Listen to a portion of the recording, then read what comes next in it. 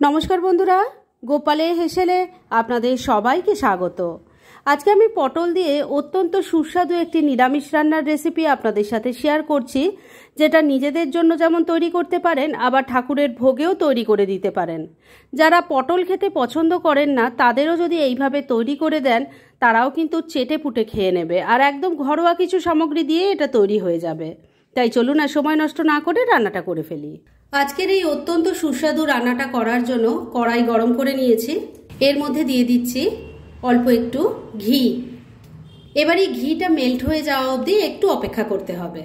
ঘিটা মেল্ট হয়ে গেছে, এবার এর মধ্যে দিয়ে দিচ্ছি একটু কাজু আর কিশমিশ। ফ্লেমটাকে একটু কমে রেখে কাজু কিশমিশটা হালকা করে ভাজা ভাজা করে নিচ্ছি। কাজু কিশমিশ হালকা করে ভাজা ভাজা হয়ে গেছে, এবার এর মধ্যে দিয়ে দিচ্ছি একটু গোবিন্দভোগ চাল। আমি এখানে 1 কাপ পরিমাণ গোবিন্দভোগ চাল নিয়েছি। এটাকে ভালো করে ধুয়ে পরিষ্কার করে নিয়ে ছাঁকনির মধ্যে রেখে দিয়েছিলাম যাতে এক্সট্রা জলটা বেরিয়ে যায়, সেটা দিয়ে দিলাম। এবার কাজু কিশমিশের সাথে মিশিয়ে নিয়ে চালটাকেও ট্রান্সপারেন্ট হওয়া অবধি ভাজা ভাজা করে নিচ্ছি। বন্ধুরা, আপনারা আমার রেসিপি দেখার সাথে সাথে আমার ফেসবুক পেজ গোপালের হেসেল, তাতেও ভিজিট করতে পারেন। ডেসক্রিপশন বক্সে লিংক দেওয়া আছে। 2-3 মিনিট সময় নিয়ে চাল আর কাজু কিশমিশটা ভাজা ভাজা করে নিয়েছি। এবার এটাকে নামিয়ে রেখে দিচ্ছি। ভেজে রাখা কাজু কিশমিশ আর চালটাকে নামিয়ে রেখে দিয়েছি। এবার কড়াইয়ের মধ্যে অল্প তেল দিয়ে গরম করে নিয়েছি। আপনারা কিন্তু চাইলে পুরো রান্নাটা ঘি দিয়েও করতে পারেন। এবার এর মধ্যে অল্প নুন দিয়ে দিলাম, দিয়ে দিচ্ছি অল্প হলুদের গুঁড়ো। এবার এর মধ্যে একটু আলু পটল ভেজে নেব। আমি এখানে 6টা পটল নিয়েছি। পটলের গাটা ছুরি দিয়ে একটু ঘষে নিয়ে 2 টুকরো করে কেটে নিয়েছি, আর একটাই বড় সাইজের আলু আছে, সেটাকেও টুকরো করে কেটে নিয়েছি। এবার আলু পটলটাকে তেলের সাথে আগে ভালো করে মিশিয়ে নিচ্ছি। আলু পটলের টুকরোটা তেলের সাথে ভালো করে মিশিয়ে নিয়েছি। এবার ফ্লেমটাকে লো আর মিডিয়ামের মাঝামাঝি রেখে 3-4 মিনিট সময় নিয়ে ঢাকা দিয়ে এগুলো ভেজে নেব। ঢাকা দিয়ে রান্না করলে অল্প তেলে সবজিগুলো ভালো সেদ্ধ হয়ে যাবে। 3-4 মিনিট সময় নিয়ে ঢাকা দিয়ে আলু আর পটলের টুকরোগুলো ভেজে নিলাম। দেখুন, এগুলো এখন সুন্দর ভাজা ভাজা হয়ে গেছে। আমি কিন্তু মাঝে 2-3 বার ঢাকা তুলে একটু নাড়াচাড়া করে দিয়েছিলাম। এবার এগুলোকে তুলে নিচ্ছি। আলু পটল ভেজে তুলে নেওয়ার পর যে তেল আছে তার মধ্যেই বাকি রান্নাটা করব। এর মধ্যে প্রথমে দিয়ে দিচ্ছি 2টো তেজপাতা, একটা শুকনো লঙ্কা, দিয়ে দিলাম গোটা গরম মশলা। তার মধ্যে আছে 2-3টে এলাচ, 2-3টে লবঙ্গ আর ছোট ছোট 2টো দারচিনি। ফোড়নটাকে কয়েক সেকেন্ড একটু ভাজা ভাজা করে নিচ্ছি। মিনিট খানেক সময় নিয়ে ফোড়নটাকে একটু ভাজা ভাজা করে নিয়েছি। এবার এর মধ্যে দিয়ে দেব আদা, জিরে আর ধনে বাটা। আমি এখানে 1 ইঞ্চি আদা নিয়েছিলাম, 1 চামচ জিরে আছে, গোটা জিরে, আর 1 চামচ গোটা ধনে একসাথে প্রথমে শুকনো গুঁড়ো করেছি, আর তারপর পরিমাণ মতো জল দিয়ে বেটে নিয়ে একটা মিহি পেস্ট তৈরি করে নিয়েছি, দিয়ে দিচ্ছি। এবার তেলের সাথে মিশিয়ে নিয়ে মশলাটাকে খুব ভালো করে কষিয়ে নেব। আপনারা চাইলে জিরে গুঁড়ো, ধনে গুঁড়ো দিয়েও এটা করতে পারেন, তবে গোটা মশলা বেটে নিয়ে রান্না করলে তার টেস্ট কিন্তু অসাধারণ হয়। মিনিট 2 সময় নিয়ে মিডিয়াম ফ্লেমে রেখে মশলাটা খুব ভালো করে কষিয়ে নিয়েছি। এবার এর মধ্যে প্রথমে ভেজে রাখা আলু পটল দিয়ে দিলাম। মশলার সাথে মিশিয়ে নিয়ে খুব ভালো করে কষিয়ে নেব।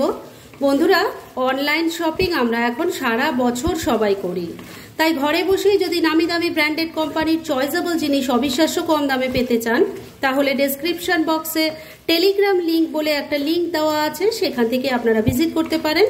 আর মনের মতো যাবতীয় জিনিসপত্র কিনে নিতে পারেন, সেটাও কিন্তু প্রচুর ডিসকাউন্টের সাথে। সবজিটাকে মশলার সাথে ভালো করে মিশিয়ে নিয়ে মিনিট খানেক সময় নিয়ে কষিয়ে নিয়েছি। এবার ভেজে রাখা চাল আর কাজু কিশমিশ দিয়ে দিচ্ছি। এটাকেও সব কিছুর সাথে মিশিয়ে আবারও একবার কষিয়ে নেব। ভেজে রাখা চাল আর কাজু কিশমিশটাকে সমস্ত কিছুর সাথে ভালো করে মিশিয়ে নিয়ে মিনিট 2 নাড়াচাড়া করে নিয়েছি। এবার এর মধ্যে জল দিয়ে দেব। আমি যে কাপে মেপে চাল নিয়েছিলাম, মানে 1 কাপ চাল নিয়েছি, তাই জল দিয়ে দিলাম 2 কাপ।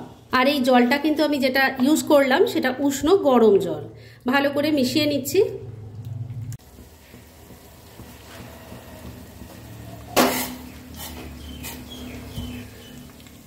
চালটাকেও সমস্ত কিছুর সাথে মিশিয়ে নিয়ে মিনিট খানেক আবারও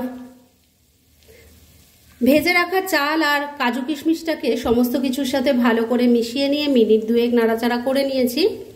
এবার এর মধ্যে জল দিয়ে দেব। আমি যে কাপে মেপে চাল নিয়েছিলাম, মানে 1 কাপ চাল নিয়েছি, তাই জল দিয়ে দিলাম 2 কাপ। আর এই জলটা কিন্তু আমি যেটা ইউজ করলাম সেটা উষ্ণ গরম জল। ভালো করে মিশিয়ে নিচ্ছি।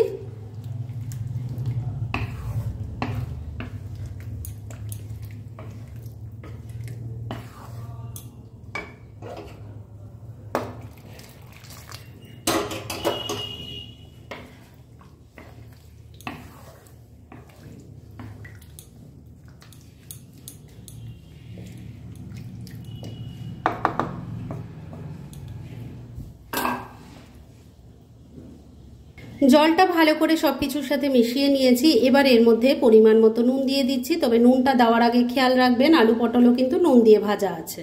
এই রান্নাটা একটু মিষ্টি মিষ্টি হলেই খেতে ভালো লাগে, তাই এর মধ্যে 1 চামচ চিনি দিয়ে দিলাম। দিয়ে দিচ্ছি 2টো কাঁচা লঙ্কা। ভালো করে মিশিয়ে নিচ্ছি। আমি লঙ্কাগুলো কিন্তু ফাটিয়ে বা চিড়ে দেইনি, শুধু গন্ধটা হওয়ার জন্য গোটাই দিয়েছি। সবকিছু খুব ভালো করে মিশিয়ে নিয়েছি। এবার ফ্লেমটাকে লো আর মিডিয়ামের মাঝামাঝি রেখে ঢাকা দিয়ে 3-4 মিনিট রান্না করে নিচ্ছি। মিনিট 4 রান্নাটা হয়ে গেছে। এবার ঢাকা তুলছি। আমি কিন্তু মাঝে 2 বার ঢাকা তুলে একটু নাড়াচাড়া করে দিয়েছিলাম, আর নুন মিষ্টিটা একটু চেক করে নিয়েছিলাম। এবার সবজি কেমন সেদ্ধ হয়েছে সেটা আগে দেখে নেব। আলুর টুকরো দেখে নিচ্ছি, সেদ্ধ হয়ে গেছে। পটলটাও দেখে নিই, আলু যখন সেদ্ধ হয়েছে পটলও হয়ে যাবে। সবজি ভালো মতো সেদ্ধ হয়ে গেছে, তবে চাল কিন্তু এখনো সেদ্ধ হতে কিছুটা বাকি আছে। এই সময় এর মধ্যে দিয়ে দেব 1/2 বাটি পরিমাণ দুধ। এই দুধটা দিলে এর টেস্ট কিন্তু অসাধারণ হয়, তাই আপনাদের বলছি যারা এই রান্নাটা করবেন দুধ দেওয়াটা স্কিপ করবেন না। ভালো করে মিশিয়ে নিচ্ছি। আর এটা কিন্তু কাঁচা দুধ ছিল না, আগে আমি ফুটিয়ে ঠান্ডা করে রেখেছিলাম।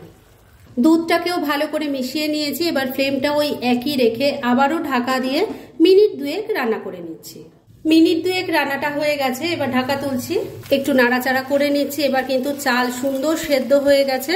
এই রান্নাটা কিন্তু পোলাওয়ের মতো ঝরঝরে হবে না, একটু জড়ানো জড়ানো মতো হবে, তবে তাতেই কিন্তু খেতে অসাধারণ হয়। আর এটা যেমন নিজেদের জন্য তৈরি করতে পারেন, সেরকম ঠাকুরের ভোগেও কিন্তু দেওয়া যেতে পারে। যাই হোক, রান্না এবার একদম রেডি। গ্যাসটা বন্ধ করে দিলাম। এবার মিনিট 2 জন্য স্ট্যান্ডিং টাইমে একটু ঢাকা রেখে দিলাম, আর তারপর সার্ভ করে আপনাদের দেখাচ্ছি। ফ্রেন্ডস, আমার আজকের এই দুর্দান্ত স্বাদের চাল পটল একদম রেডি হয়ে গেছে এবং আমি সার্ভ করে দিয়েছি। ভীষণ ইজি একটা রেসিপি, কিন্তু যেভাবে স্টেপ বাই স্টেপ আমি এটা তৈরি করেছি ঠিক সেভাবে যদি তৈরি করে খান খেতে কিন্তু অসাধারণ হবে।